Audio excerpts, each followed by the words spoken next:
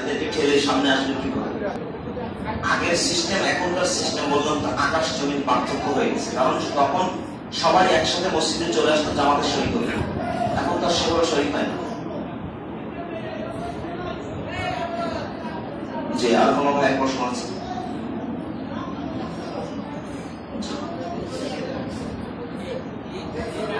Uncle একটু টান দেন, uncle টান দেন, আঙ্কেল একটু এদিক সরে আসেন, এদিক সরে আসেন।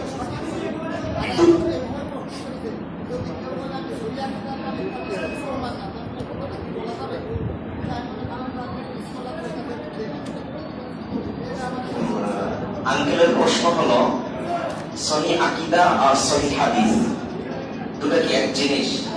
আমি যদি সহি আকীদা বলি তাহলে কি আমি মুসলিম না? অনেক চমৎকার একটা প্রশ্ন। মাশাআল্লাহ। বিষয়টা হলো সহি আকীদা সহি হাদিস দুটা একই জিনিস। সহি আকীদা বলতে আপনার বিশুদ্ধ বিশ্বাস, আর সহি হাদিস বলতে নবী মুহাম্মদ সাল্লাল্লাহু আলাইহি সাল্লাম যে কালচার, তার যে মানে আপনার যেটাকে বলা হয় মা উযিফা ইলা নবী সাল্লাল্লাহু আলাইহি সাল্লাম মিন কাউলিন আও ফি'লিন আও তাকরীরিন, যে নবী সাল্লাল্লাহু আলাইহি সাল্লাম থেকে সম্পৃক্ত কোন তিনটা জিনিসের, একটা হলো রাসূলের ফেল কর্ম, একটা হলো রাসূলের কথা, আর একটা হলো রাসূলের মনোসম্মতি।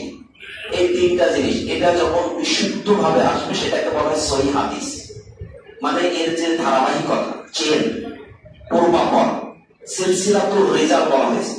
সিলসিলাতুর রিজাল মৌসিলাতু ইলাল মাতান, যে রাবীদের পূর্বাপর বা ধারাবাহিকতা যেটা আপনাকে হাদিসের মূল বক্তব্য পর্যন্ত পৌঁছে দিবেন, এটাকে বলা হয় চেন, সিলসিলাতুর রিজাল বলা হয়। মনে করেন যে আবু বকর থেকে মনে করেন ওমর, ওসমান, আলী, এভাবে আস্তে আস্তে আস্তে তাবে পর্যন্ত এসে ঠেকেছেন। আর মানে যারা